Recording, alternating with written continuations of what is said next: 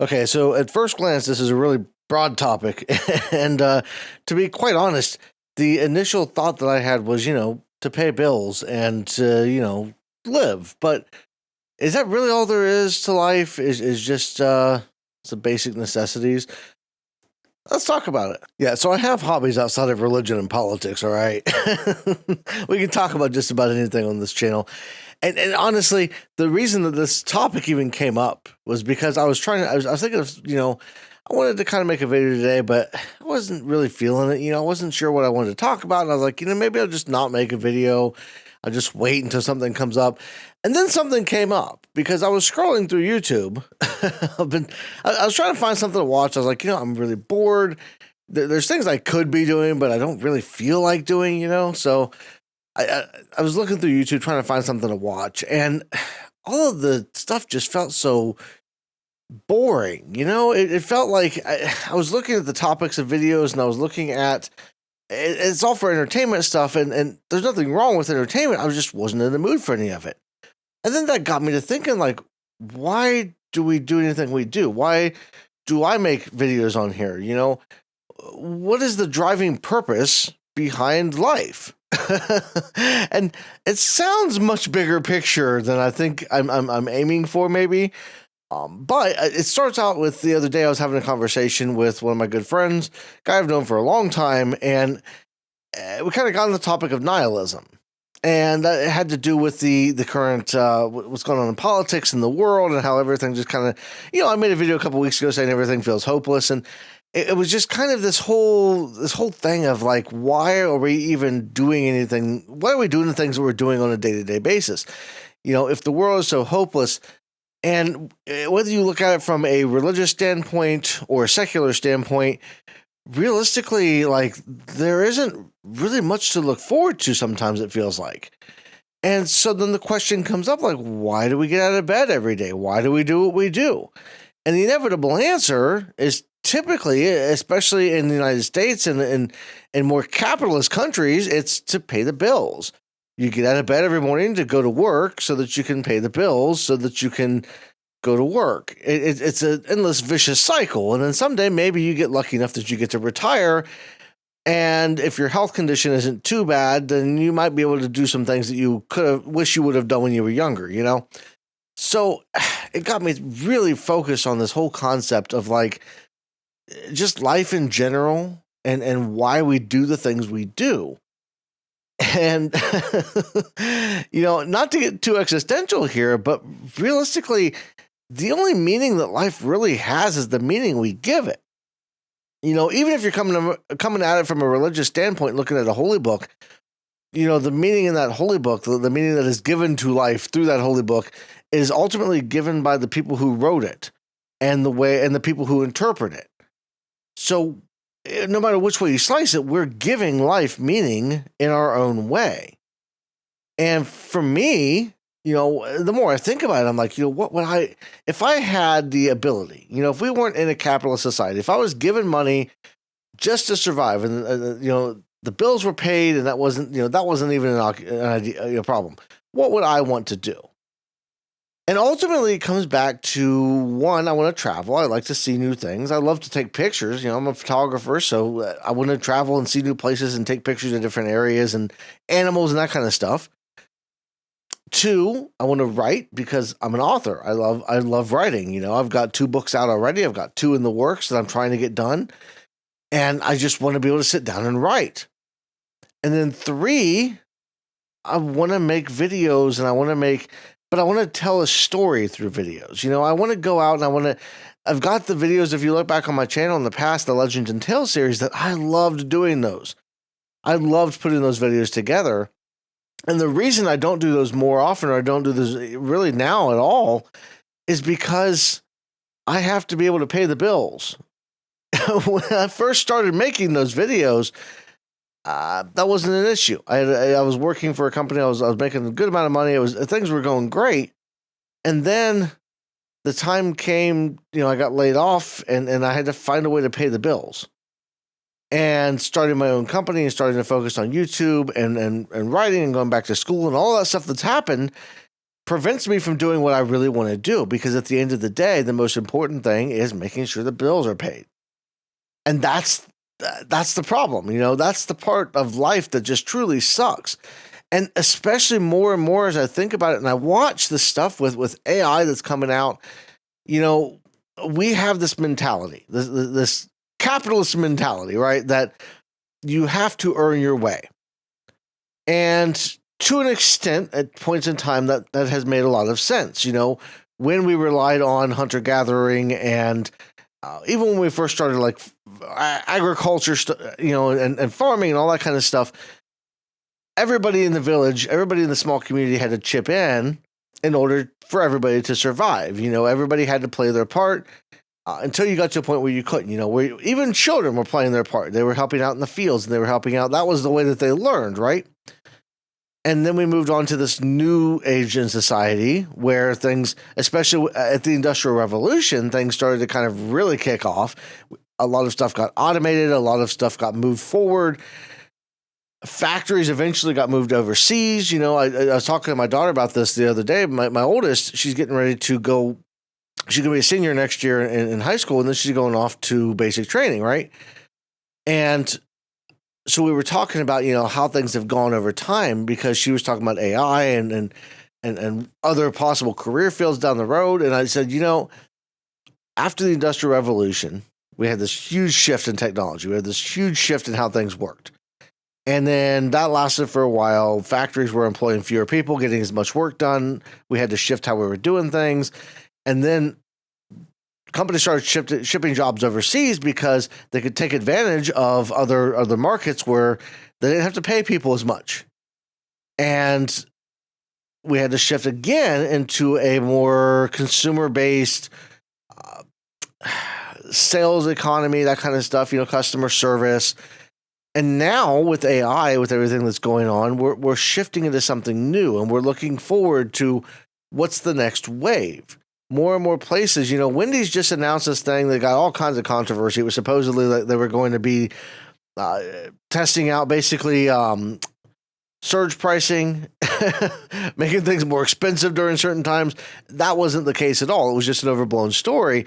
But they are looking at experimenting with certain ways to adjust pricing and actually to lower it during times where the demand's not as high. All automated, but they've also been at the forefront of automating drive-through technology so that you don't talk to a person, you talk to an AI. Restaurants, fast food restaurants especially, have gone to a lot more kiosks. You walk into the restaurant, you walk up to the kiosk, you order what you want, you pay for it. Very, very little interaction at all with any people. Sort of a few circumstances, right? And it's getting more and more and more that way because companies are trying to cut back on pricing. And at the end of the day, what's the goal? What are we trying to accomplish? Because if you're a company, and let's say you are able to automate 100% of everything that you do. Let's say you're a fast food restaurant and you can automate. You don't need a person to take the order. You don't need a person to take the money. And you don't need a person to make the food. You've automated all of that. What's next? Because a lot of people are working in these industries, are working in the service and customer service type of stuff. And if all of those jobs become automated, what's next? Where do we go? And ultimately, what's the point of having a company, right? The point of having a company is to make a profit. Well, if you don't have a big customer base, if the majority of the people that you expect to be your customers are out of work because everything's automated, what's the next step? And I think it comes back to, honestly, the future needs to be more looking into what we want to do, more artistic endeavors, more leisure activities, that kind of stuff. Because if we can automate all of these things that we would normally need a lot of people to do, where does that leave us? And why can't we do that on a global scale? As opposed to just in the developed world, in the United States and more developed European countries, as opposed to sticking to it just there, what if we were to mass, do that all over the world so that you didn't need to have workers, you didn't need to have these people, because right now companies are taking advantage of people in these what are considered third world or lower world countries where the standard of living is way down, way below what it should be. The poverty line is way different. And so companies can pay people pennies on the dollar and put them in shitty working conditions and take advantage of them. What if we could just eliminate those working conditions altogether? We have the ability, we have the knowledge and the capability to automate so much of this stuff. And what's next with that? Where do we go? And I think it ultimately leads to, we're going to have a shift in public perception. We're going to have a shift in how we view life and the world in general. And we're going to have to start focusing on, maybe less of a society like capitalism and that kind of stuff, and more along the lines of, what do we want to do? What do you want to make art? Do you want to write? Do you want to paint? Do you want to make videos? Do you just want to travel, take pictures, or just enjoy time with your family? And realistically, that leisure time can go up, and there's nothing wrong with that. We have to start accepting that it's okay to be able to relax. Whether you are an employee for a company, like right now, I've had jobs in the past a long time ago where it was basically expected, well, you're an hourly employee, and even if everything's done, you still need to find something to do so we can justify having you here. And we have to start kind of shifting that thought process and saying, you know what? Maybe we can relax. Maybe we don't have to be constantly go, go, go, go, go. And with AI, the first thing people have thought of, especially when it comes to YouTube and the artistic endeavors and that kind of stuff, is, how can I optimize this? How can I make this more efficient so that I can make as much money as possible for as little work as possible, for as little time investment as possible? For me, for these videos, I've heard people talk about other YouTube channels. They'll say, well, I take 30 minutes or 45 minutes for every minute of long that the video is to create the video. And that just is extreme to me, and yes, there are times where you want to have certain things layered in and B-roll and all that kind of stuff. But then there's a lot of times where, like this type of video, I put this together and it takes me whatever amount of time, we're at 12, 13 minutes now on the recording. Whatever amount of time it takes to sit down and record, and then maybe an hour and a half of editing. I don't do a lot of editing to these videos. So realistically, you don't need to do a lot of that necessarily, depending on what you're doing. Obviously, if it's a major blockbuster movie, you're going to do a lot more. But again, people are trying to cut back on that kind of stuff too, because they're trying to find ways to make it so that AI can just create an entire movie. They're taking all of the human creativity out of it because the goal is to make money. What if the goal wasn't to make money? If you had all of your bills paid, your rent or mortgage, your utilities, your car payments, insurance, all that stuff, if all of that was covered on a monthly basis, you were just given a lump of cash that equaled what your regular monthly bills are, and you were told, here's this cash to pay your monthly bills, and you can do whatever else you want. What would you be doing? If the goal wasn't to make money, to get more views, to get more sales, what would you want to do? For me, as a writer, especially, I want people to read my books. I wish to God I could offer them for free and not have to worry about making money off of them. I wish that I could make YouTube videos, not having to worry about trying to make money off of them, in the long run, because the algorithm sucks. If I could make all of the Legends and Tales documentaries I want to, and they could be awesome and talk about some really cool in-depth history that I've learned, but the resources required to do those and make those videos for the return that I get off of that investment, I'm losing money. I'm losing time. I'm not able to do it as a passion project. And, even when I first started them, I had the dream of I would love to do this full time. I would love to make this what I do all the time. But that's not possible because realistically, unless I'm making money off of them, I've got to pay the bills. And that's where we're all at. We have to pay the bills. We have to be able to do that kind of stuff. And I think that kills creativity. It kills it makes you wake up every morning and question, why am I doing this? and you get that nihilistic perspective, and you get that idea of like, what is the point of all of this? At the end of the day, you graduate in the U.S. specifically, because obviously I'm familiar with the U.S., but you graduate from high school, maybe you go to college, maybe you go straight into the workforce.